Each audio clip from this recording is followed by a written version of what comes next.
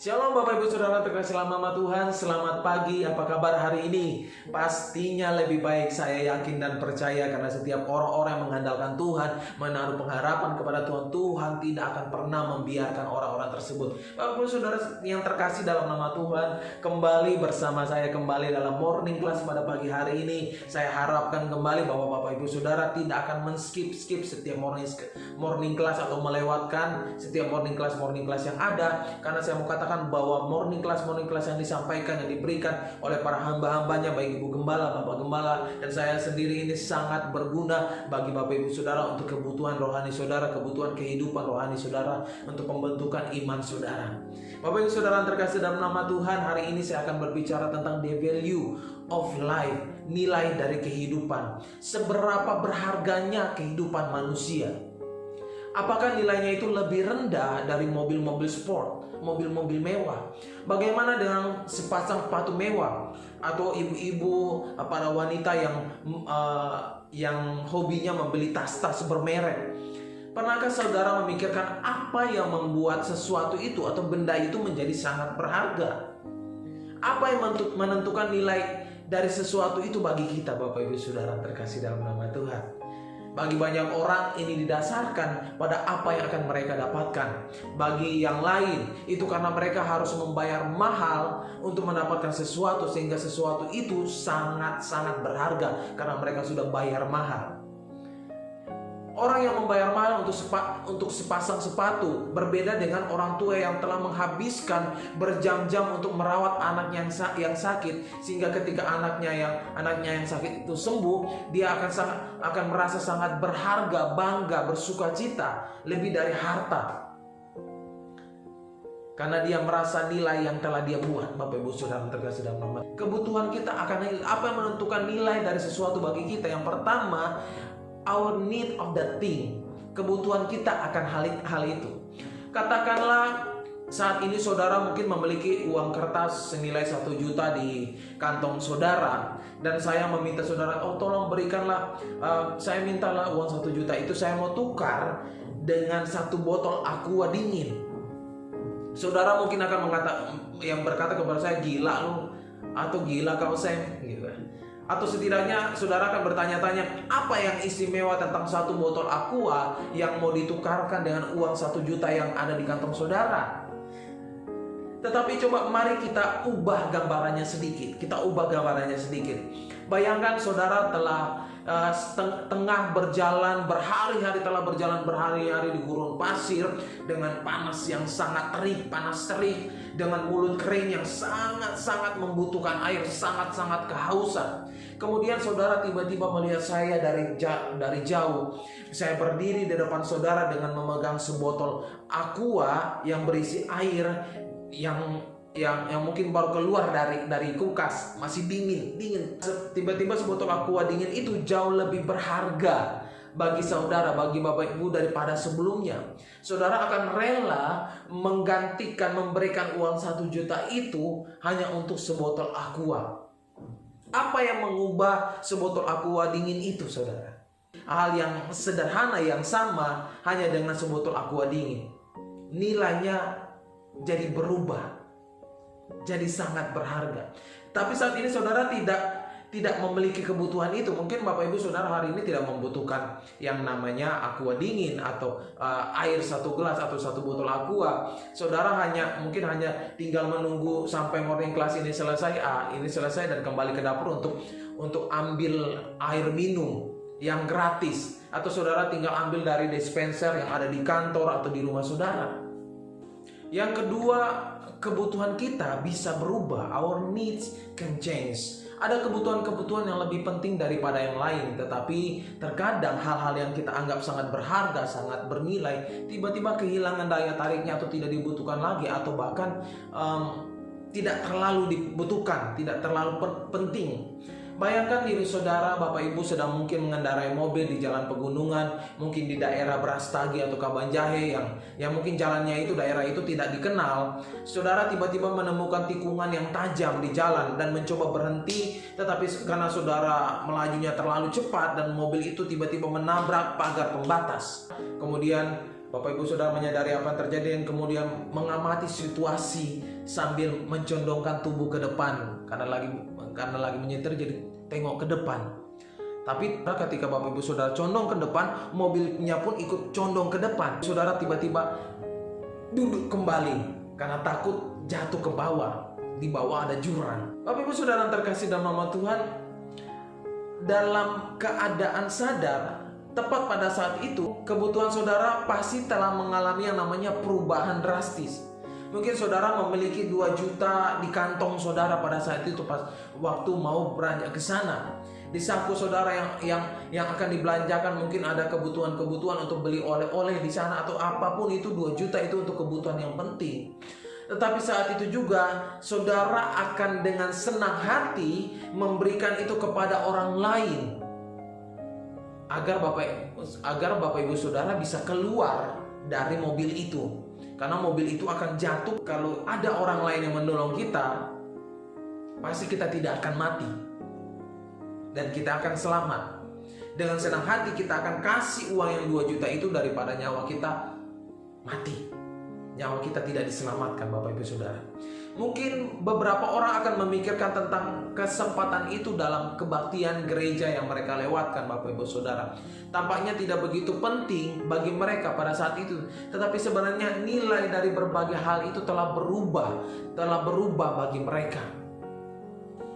Yang ketiga, keinginan kita akan sesuatu. Ini seringkali lebih kuat, bahkan terkadang lebih sangat-sangat kuat daripada kebutuhan kita akan sesuatu.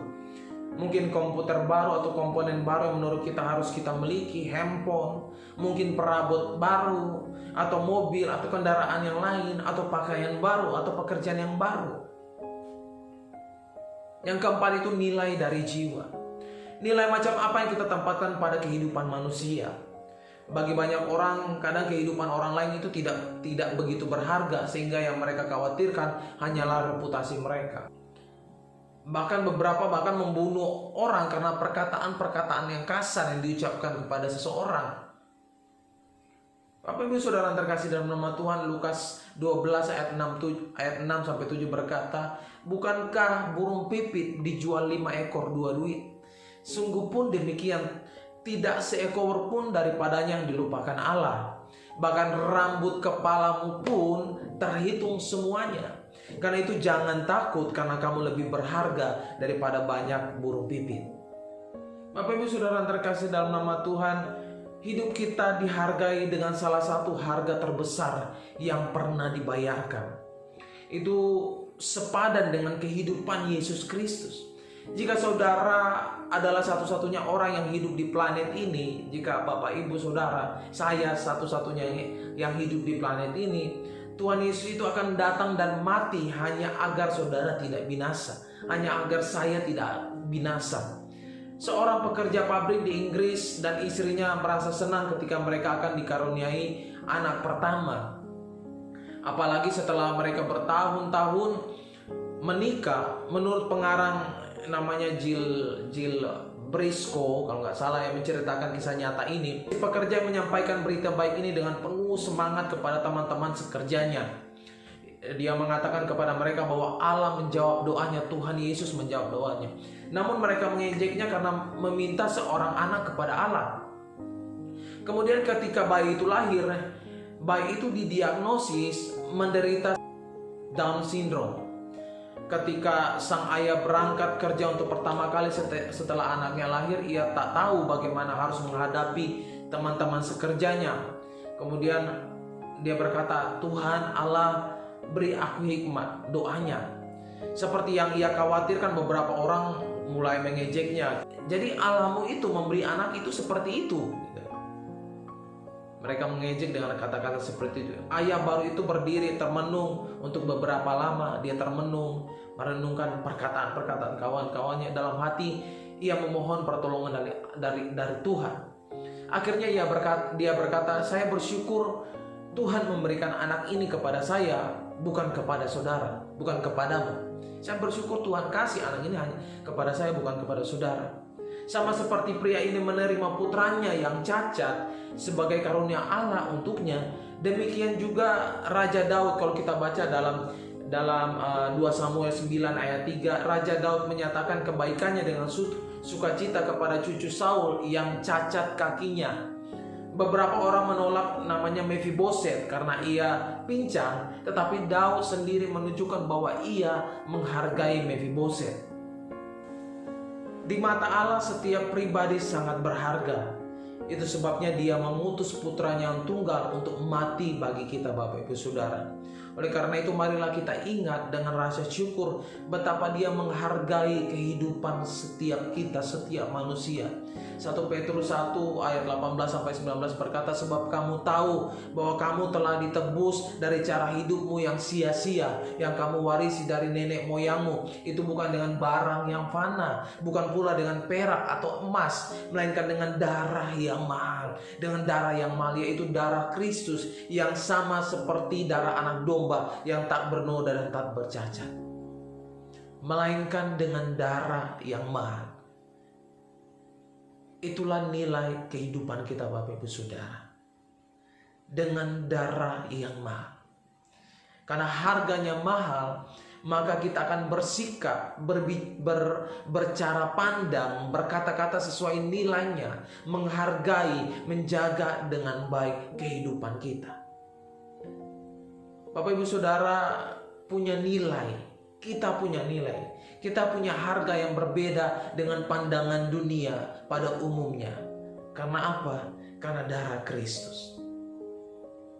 Oleh karena itu Bapak Ibu Saudara terkasih dalam nama Tuhan, pada hari ini buatlah, perkatakanlah bahwa engkau berharga di mata Tuhan. Engkau harus mengingat bahwa engkau bernilai sangat berharga. Lebih berharga dari mobil-mobil sport yang ada, lebih berharga dari mobil, rumah-rumah mewah, dari tas-tas bermerek. Itulah nilai kehidupan kita, Bapak Ibu Saudara terkasih dalam nama Tuhan. Oleh karena itu jangan pernah sia-siakan kehidupan kita saat ini. Manfaatkan kehidupan kita saat ini. Amin, Bapak Ibu Saudara. Mari kita berdoa. Terima kasih Tuhan, kami bersyukur kepadamu Tuhan atas apa yang Engkau telah sampaikan pada hari ini. Dan biarlah apa yang Kau berikan kepada kami hari ini, yaitu kehidupan. Kami mensyukuri, kami melakukan apa yang harus kami lakukan, yang Engkau mau kami lakukan Tuhan. Karena apa yang Kau lakukan bagi kami sangat berharga Tuhan. Oleh karena itu biarlah kami memanfaatkan keberhargaan kami ini hanya untuk kemuliaan nama Tuhan. Berkati kami Tuhan Yesus, dan ajari kami untuk menghargai kehidupan kami yang Engkau berikan kepada kami Tuhan, sehingga kami tidak mudah membuat kami jatuh ke dalam dosa, membawa hidup kami jatuh ke dalam dosa. Karena kami tahu bahwa hidup kami telah ditebus oleh darah yang mahal.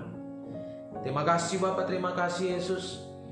Biarlah kebenaran yang hamba-Mu sampaikan pada hari ini dapat menjadi rema bagi setiap anak-anak-Mu yang mendengarkan pada pagi hari ini, pada siang hari ini.